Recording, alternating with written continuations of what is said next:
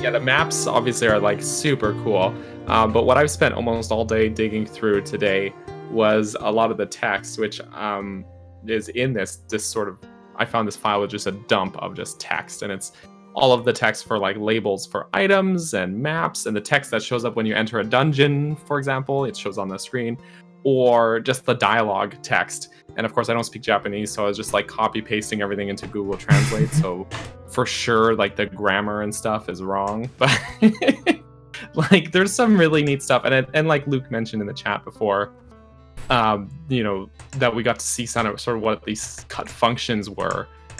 So things like the Sun Song, there's no mention of learning it in this, but you instead would have been able to sleep at inns and hotels in this first game, not unlike Breath of the Wild, actually. And Majora's Mask. And Majora's Mask, there's the inn, but you don't go to the inn to pass time in Majora's Mask. No. But in this game, like you have like there's the dialogue options of like when do you want us to wake you up, that kind of stuff, right? So if say you got to and Ingo was the innkeeper instead of working at the ranch in this version. So like just these little changes like that, and then like Luke mentioned, the medallions. There's sort of that text of like you found this item. And the medallions all, rather than just saying, oh, this sage adds their power to yours, and it meaning nothing, it's a complete MacGuffin in the final game. Here they actually seem to describe purposes or be usable items, like this fire magic that you do, or the wind medallion it describes using a warp spell, which sounds like Furore's Wind in the final game. And yeah, so like all of these really cool sort of cut features, which we had hints of in screenshots of, early screenshots where they have a medallion equipped, but never knew what they were actually for. But one of the ones that I thought were really cool, because we basically got the fire and the ice one, or with like ice arrows and stuff. There's one that's like a soul medal, which I assume is the spirit medallion. Lets you become Navi and fly around, is the in-game description. The Medal of Darkness makes enemies not notice you, and the Medal of Light illuminates everything. So just these really cool features. I don't know if illuminating things is necessary in anywhere in the game, but maybe they would have had puzzles around it. But yeah, or it could have been another version of the Lens of Truth. That maybe. This is real speculation, okay? All right, tinfoil hats, guys. But Zelda Ocarina of Time is a dark game. Like, visually, it's it's darker than other N64 titles. Like, you go into some of these dungeons, especially like in the footage I captured recently of the beta version, the 97 version, and I had to bump up the brightness in Premiere Pro in the editor so like it would be visible. On YouTube. You meant it's literally the dark. Brightness. Yeah. Yes, literally dark. And I remember because the textures tend to be more intricate than say like a Mario 64, like muddy, a Mario 64 that's like a little bit more crisp and simple. Like so things get lost a little bit more. I remember playing as a kid, and of course you have a CRT, and I remember like because my like if it was too like if the atmospheric conditions were not right in the room, like you couldn't see Zelda. I remember like the light coming in a certain way, like hitting the TV and causing a slight reflection on the glass, and you being unable to see the game. Like you had to play at night and like bump the brightness up, or I had to like create like shade over the TV so I could see it. So Zelda, like the actual game, is truly a lot darker brightness and contrast wise than a lot of other titles. So maybe they were going to originally do some sort of spell that lightened areas. I don't know, possibly. Or maybe they were going to have some areas that were even darker than actually appeared. But it is a really dark game. Like the only game that's darker than this on the N64 is Doom 64. And I think that was an accident. Fair, yeah. I actually remember one of the interviews that I read earlier kind of goes along with this. It wasn't Aonuma or Miyamoto, it was one of the other directors. I think what was his name, Daniel? The Tezuka? Yeah, Tezuka. He mentioned, they asked him from a technical standpoint what was one of his favorite things about the Ocarina of Time. And oddly enough, it wasn't like a certain boss fight or dungeon mechanic or anything. What he mentioned was having an in-game option for you to pause the game if it gets too dark to adjust the brightness in the game menu. Oh, really? Yeah. Oh, okay. So that's really interesting that you brought that up, because when I read that earlier, I was like, really? That's it? Not riding a horse? Not the fishing minigame? Not the giant boss fights? Turning the brightness up? So that actually could be something that you're thinking of there. I mean, it was a real dark game. And also like that, like they had a spell to turn you into Navi, which was basically just like, how can we use the debug camera? Like, how can we... Yeah. I feel like there's a lot of the natural boundaries of the game that they probably removed it, because I know the first thing I would have done is try to fly like all the way out of bounds of like, field just to see what's over there, right? Yeah. It probably got too complicated with like just kind of revealing the seams of the game, but they kind of had an element like that in Skyward Sword. We could like become that beetle thing. Oh yeah, I can't remember what it's called, and, where like you fly around. Also, Wind Waker, you use the 𝐼𝐬 pair. And Seagull. And Zelda 2, of course, actually, there's a fairy spell that does exactly that as well. It turns you into a fairy. Okay. Well, maybe it's more so inspired by that than by Zelda 2. But but yeah, I mean, they took the idea and they ran with it in other titles. So, Daniel, you will be covering a lot of this in a video you're working on now for tomorrow or the next day. Coming up. So, what is another thing, really quick? Okay, I'll just rapid fire like a couple neat things. One thing, and I'm glad they changed this. You would have needed 8 heart pieces instead of 4 to get a new heart container. That just sounds like, for lack of better words, straight BS to me. But so I'm glad they changed that. Even the 5 in Twilight Princess was odd. Yeah, exactly. There is text that when, like, some of the song titles, like the Warp songs, are different. So, like the Serenade of Water is the Waltz of Water, for example. But the text, when Link learns it, it all displays as I remembered the wind minuet instead of I learned the minuet of forest. That kind of thing. They all specify remembered, and I'm not sure what or why that implies in the story. But about Link, there's the landmines, which I think we also talked about in DMs a little bit, but there's that sort of... I thought it would have been... that Koopa shell, the Mario Kart Blue shell. Yeah. And I told Tony I thought it would have been like a targeting version of the Bomb Chew. Because that's what that shell does in Mario Kart. But then he corrected me and said that it was a landmine. I was like, what? Zelda had a landmine? Yeah. Part of the issue with having that, because I had that items video like before anything was translated, and I was just like, what is this thing? Like, it looks like a blue shell, but it kind of like joking, like, yeah, it kind of looks like, I didn't think it was a blue shell, but like, I'm like, what is it? Like, what the heck? You know, like, it just kind of looks like this weird thing. And then these translations came out and they're like, oh, it's a landmine. So it's kind of like it's like a non-moving bomb chew, right? Yeah. So, you know, so it's kind of like a blue shell, but it just, I mean, it explodes, but it's not, you know. Yeah. Do you think it would have been the same kind of mechanic as the powder keg, to where it's like this big explosive item, but you just set it down and then it blows up by itself? I think probably an enemy would have to walk over it if it's truly like a landmine, if it was translated correctly. That's true. So you'd set them up. You'd set them up.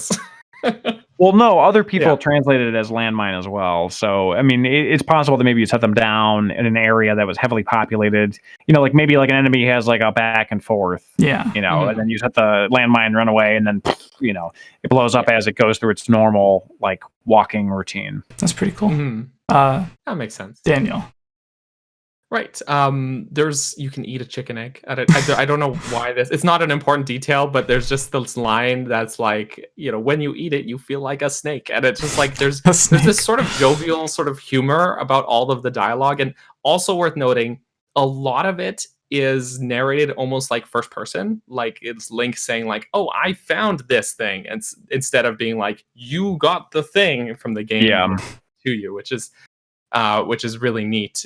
That's what they did with instead of second person, And Breath of the Wild, the Japanese version of the game has the Hyrule Compendium, instead of giving like an encyclopedia or dictionary of all the stuff you take pictures of, in the Japanese version, it's written as if Link is using it as his actual like journal. a journal. And, yeah. So everything's in the first person with that as well. And there's also just a lot of like dialogue changes. So like the Deku Tree, just some of his dialogue to Link, for example, is different. There's like a fairy curse that it mentions instead of Ganondorf giving him a curse, but that's Goma.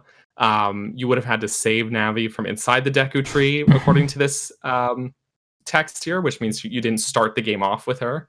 And even to some other things, a lot of the dialogue. Zelda doesn't know how to open the Door of Time when you first talk to her. She tells you she has to find out. She's going to look in the Royal Library to find out how to do it while you go off collecting, spiritual stones. And so there's just tons of. If anyone is able to, I could even probably post it on Twitter. But the translations are really neat. See, a lot of it's the same. Like, there's the creation myth that the Deku Tree tells you about the goddesses and stuff, and that's like almost the exact same. And there's just tons of stuff that's totally different or is the same, but there's extra like coverage for it. Like Lon Lon Ranch, for example, something that's speculated but never said in the final version of the game, but is in this text, is the name of the ranch comes from the owners, Malon and Talon. It's Lon Lon Ranch because Malon and Talon. And that's something we kind of all assumed, I think, but it was never said in the game, but is in this build of the game. You also would have been able to name Epona, which came back in Twilight Princess.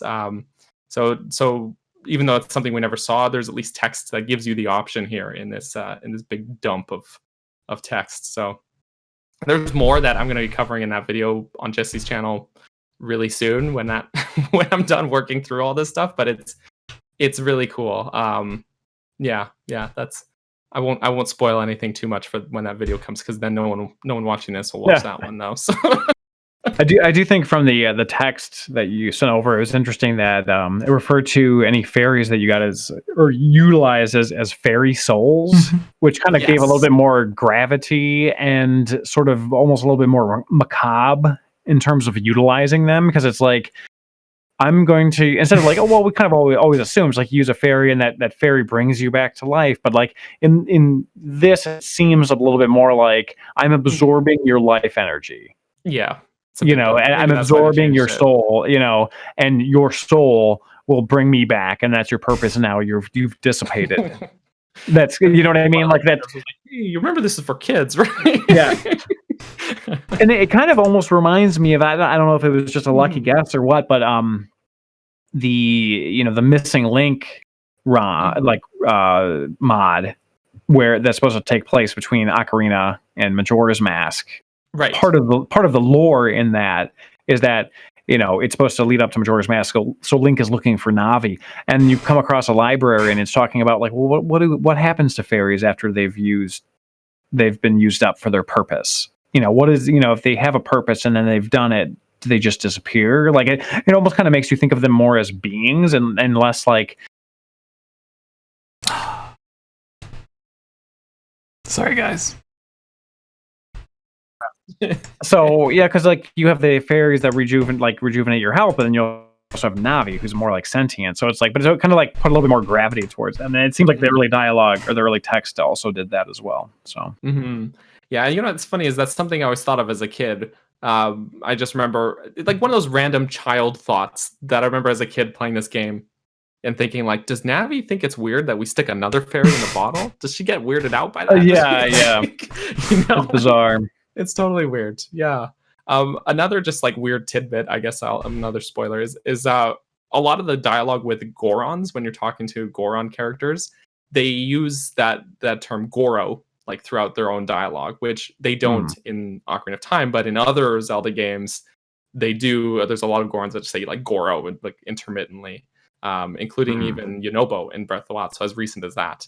But it was, I guess, cut from this game, but is here in this earlier version. So it's I don't know, it's just like a weird detail that I guess is one of those ideas they held on to and re-implemented later. But yeah. All right, is that everything that you're wanting to mention? For now, I guess. Because I have a couple of things. One, and it might be a spoiler for your video, but I mentioned it in the video that I made earlier. But for a long time, there's a lot of people theorizing or speculating on who exactly is that statue at the Spirit Temple. Oh, yes. And this is in... There is in-game text that clarifies who it is.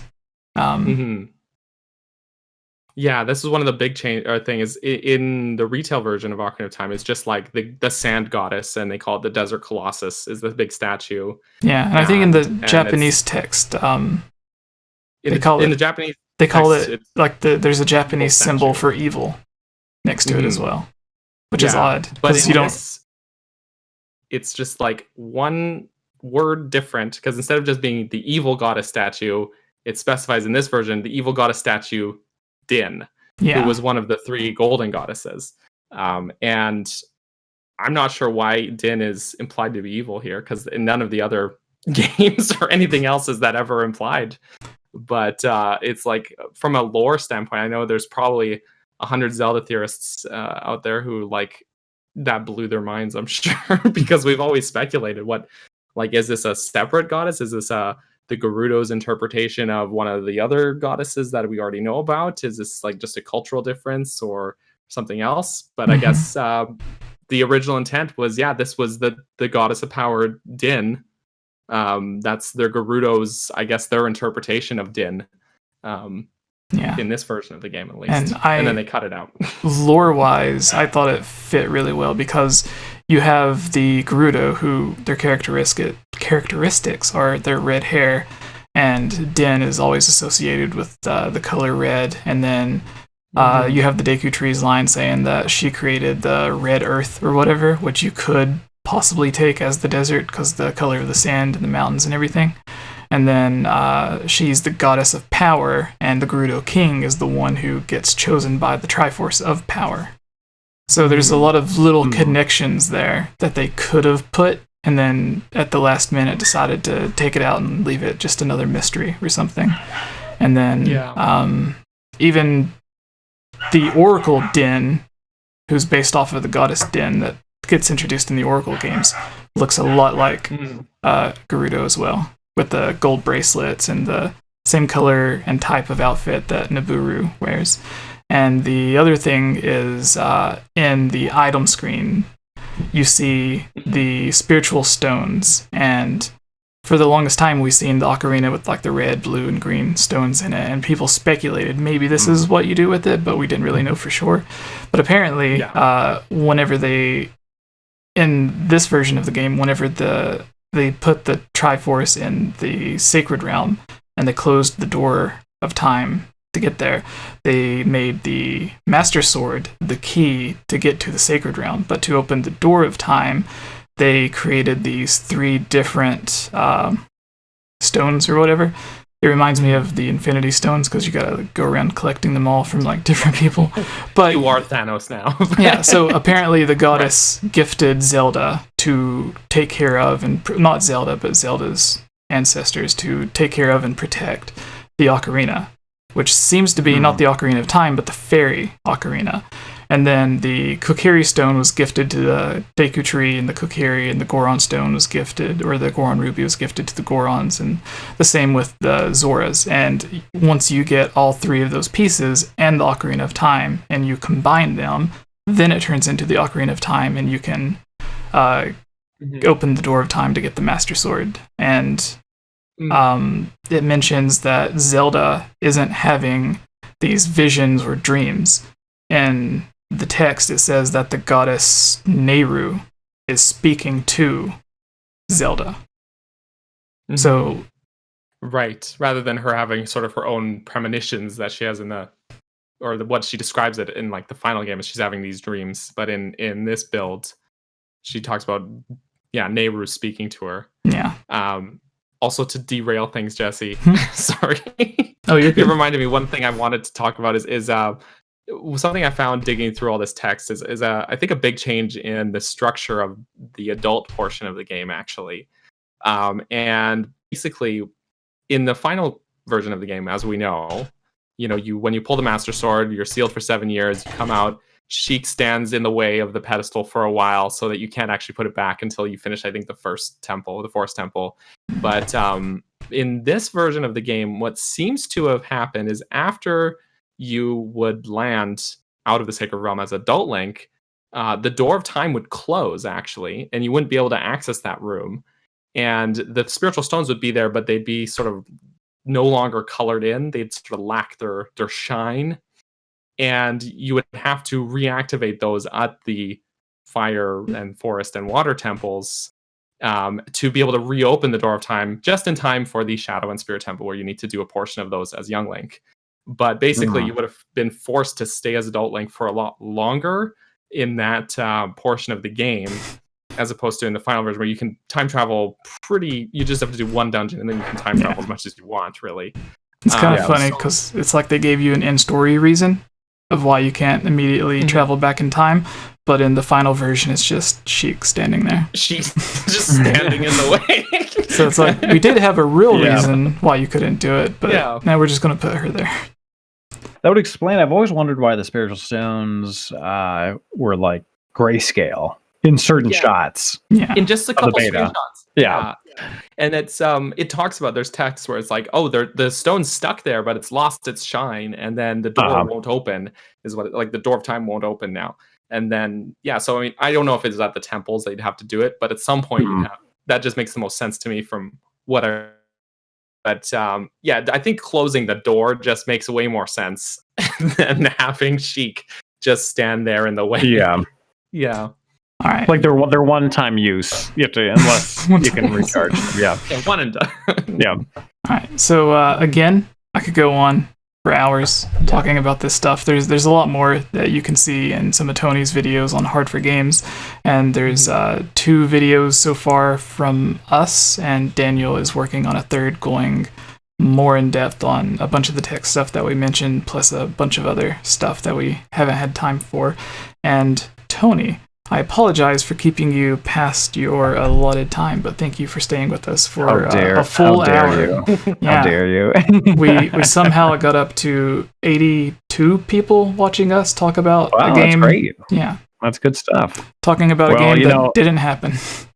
I'm always long-winded with you guys, so I know I'm just going to end up chit-chatting away. So I could say that I have about 40 minutes, and then I know it'll really be an hour, so it's because you get stuck on those tangents with the conversations, and you get that's the way it goes, man. You start talking about Zelda, and it starts flowing. I mean, it's a good opportunity to nerd out. But I appreciate you guys having me on and letting me chat about this crazy stuff and talk about these crazy mods people are doing with them. And like I said, definitely check out Z64Me, and also keep an eye on Zell. He's working on some stuff that'll be out a little bit later. That'll be pretty interesting. All right, and you have for the people that are tuning in towards the end of this, what kind of stuff can they find on your channel if they want to see more of you, and where could they follow you on Twitter or support you on Patreon, all that fun stuff? So I'm from Hard for Games. It's hard numeral 4 games, and yes, you heard that right. Unfortunately, that's what we named our channel. But we do a lot of preservation work, a lot of gaming archaeology. Do our best to be involved in the community, and people will send us cartridges and discs and development stuff to preserve and just make sure that it survives, basically. And then we'll cover a lot of that on the channel as well. So, and of course, everything is pretty much gaming or media related. So if you're into that type of stuff, if you like what we talked about here today, there's a lot of that type of content over on my channel. So you can search Hard for Games on YouTube, or we're on Twitter, Hard for Games. Pretty much all social media outlets, it's Hard for Games. So one of my favorite videos that everyone can go and check out is not too long ago, you uploaded a promotional video from Blockbuster of Zelda 64. that had some. Oh yeah, the Brazilian one. Yeah, what we thought was never before seen footage, because we'd seen screenshots from the video, but we'd never actually seen the video unless you were lucky enough to be in that country and walk into a GameStop. Yeah. But one really cool thing that I noticed in it earlier when I watched it was the original way that you would get the magic power. In Ocarina of Time's final version, you get it from the goddess on top of Death Mountain, if I remember correctly. But in this, it's that blue goddess, the great fairy goddess, or whatever nickname people gave her, because we've seen screenshots of her, and some people were like, oh, she gives you the Triforce, or blah, blah, blah, or whatever people thought of. But in this, you can clearly see she restores your hearts, and then a magic bar pops up, but the magic bar is red instead of green. So that's interesting. Yeah. Yeah, there was some good footage in there. So a lot of what we do too is like gaming related media preservation. So like VHS tapes that maybe you've never seen. Nintendo used to have a lot of kiosks that used Laserdisc technology. So we have some of the Laserdiscs that we've preserved and gotten the footage off of like really nice quality and cleaned up and then kind of put out there for everybody to see. So that's the sort of weird stuff that we're interested in. All right, well, thank you everybody for watching. Go watch some of Tony's stuff on Hard for Games. There's the videos that I recommended, which is in line with the beta Zelda 64 stuff that were discussed throughout this. And Daniel has some cool Zelda videos on his own channel you can go check out. And thank you all for watching. Have a good night. Thanks, guys.